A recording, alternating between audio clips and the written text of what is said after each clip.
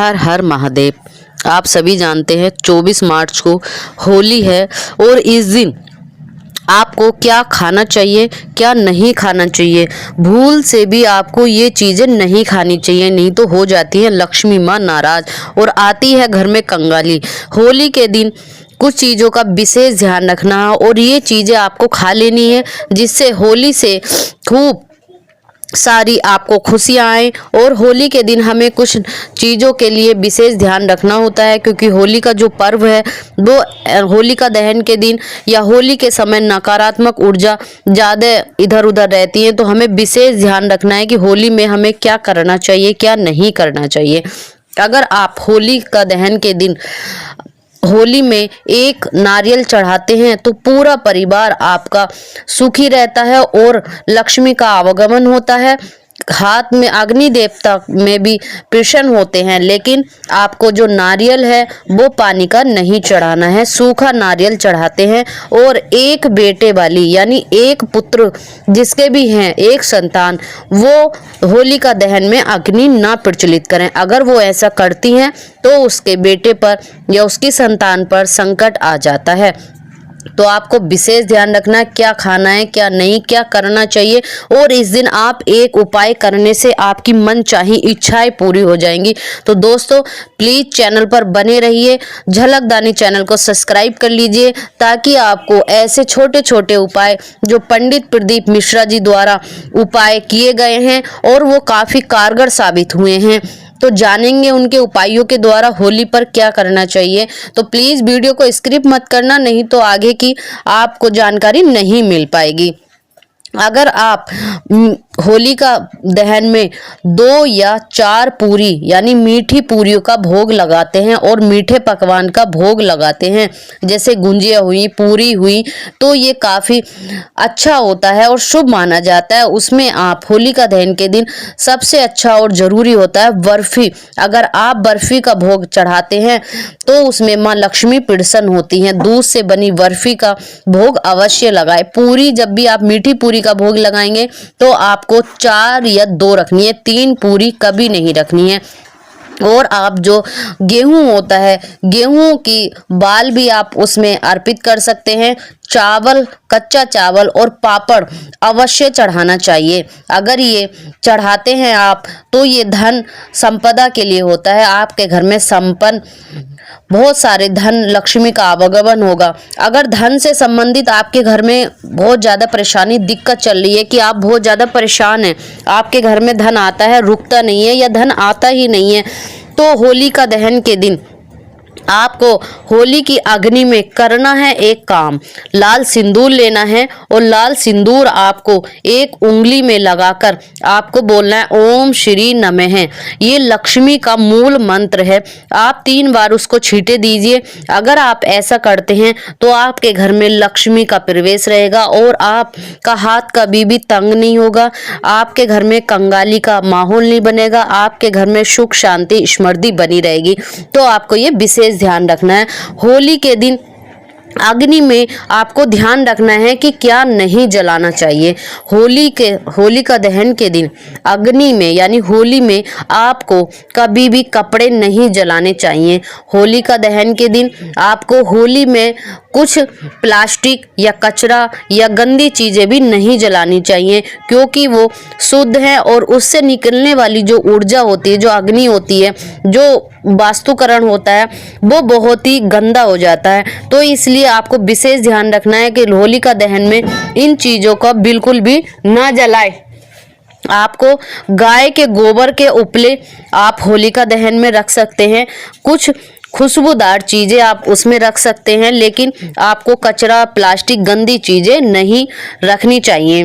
और कहते हैं होलिका दहन के दिन होलिका के पास कौन से लोगों को नहीं जाना चाहिए। होलिका के पास जब होलिका दहन हो रहा हो तो कुछ 3 लोगों को अवश्य भी नहीं जाना चाहिए। पहले नंबर पे हैं गर्भवती महिलाएं।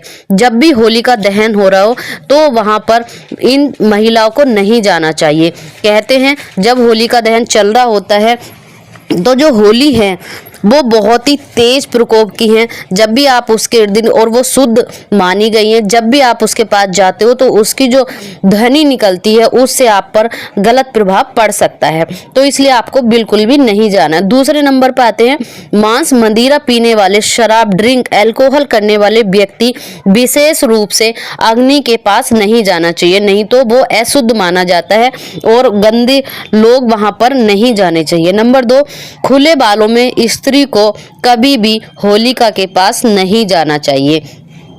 दो, हमेशा साफ स्वस्थ होकर ही अपने बाल बांध कर ही जाना चाहिए। कहते हैं होलिका पर ऐसा पर्व है कि जो खुले में निगेटिव ऊर्जा भी यहाँ पर वास करती हैं, वो खुली रहती है, नकारात्मक ऊर्जा जिनको बोलते हैं। और साफ शब्दों में बोला जाए तो हवा पवन का विशेष ध्यान रखा जाता है। इस दिन अपने छोटे बच्चों को, महिलाओं को बाहर नहीं जाना चाहिए, तो इस दिन बहुत ज़्यादा ध्यान रखा जाता है। दूसरा नंबर आता है कि किसी भी दिन महिला खुले बालों में, इस दिन जो कलर वाला दिन भी होता है, तो खुले बालों में भी बाहर ना जाएं।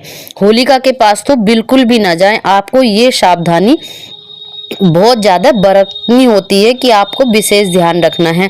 कहते हैं कि होलिका दहन में आपको सफ़ेद चीज ना तो ही किसी से लें। अगर होलिका दहन के दिन ना तो आप किसी को नमक दें, ना ही किसी से खीर, सफ़ेद चीज़ें, बर्फी, आटा सफ़ेद, चावल सफ़ेद, ना तो इन चीज़ों पर आपको ध्यान रखना, ना तो ये आप किसी को लें और ना किसी को दें।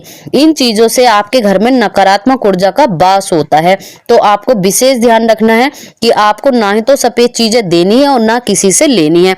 अगर आप इस दिन ज़्यादातर, अगर आप हो सके तो अपने ही घर पर भोजन करें, किसी और के घर का अन्न नमक ना खाएं। इसमें आपको विशेष ध्यान रखना है कि इस दिन आप किसी के भी घर पे जो अंडे, नॉनवेज, प्याज, मांसाहारी होता है, या किसी पापी के घर का जो गलत कार्य करता है उसके घर का भी अन्न ग्रहण नहीं करना चाहिए। कहते हैं मांस मंदिर से होली के पास भी बिल्कुल जैसे नहीं जाते, वैसे उन लोगों के घर आपको नहीं जाना चाहिए। इसमें नकारात्मक ऊर्जा का वास होता है।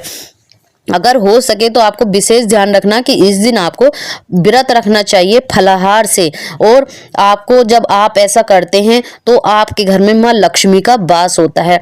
और आपको इस दिन क्या खाना चाहिए, अगर आप खाने में फलाहार लेते हैं तो बहुत ही शुभ माना जाता है, या आप खाना खाते हैं तो काली उड़द की दाल की खिचड़ी खाइए, ये भी बहुत शुभ माना जाता है। लेकिन अगर आप इस दिन इसमें किसी के घर का खाते हैं या सफ़ेद चीज़, तो आपके घर में काफ़ी दिक्कत और परेशानी आ सकती हैं। तो इसलिए आपको विशेष ध्यान रखना है कि कौन सा आपको नहीं करना है, क्या नहीं खाना है। इस दिन काले चने, अगर आप काले चने खाते हैं तो आपको बहुत ही माँ लक्ष्मी का आशीर्वाद प्राप्त होता है, और होली में चढ़ाते हैं तो आपको लक्ष्मी माँ प्रसन्न होती हैं। मीठी रोटी चढ़ाने से प्रसन्न होती हैं। कहते हैं ना कि पूर बनाते हैं, मीठी पूड़ी बनाते हैं, उससे भी माँ लक्ष्मी प्रसन्न होती है, और माँ का तो मीठा ही भोग होता है। तो इस दिन आप मीठी पूड़ी और चने चढ़ाएं तो बहुत ही शुभ माना जाता है। इस दिन आपको ये चीज़ें अवश्य करनी चाहिए।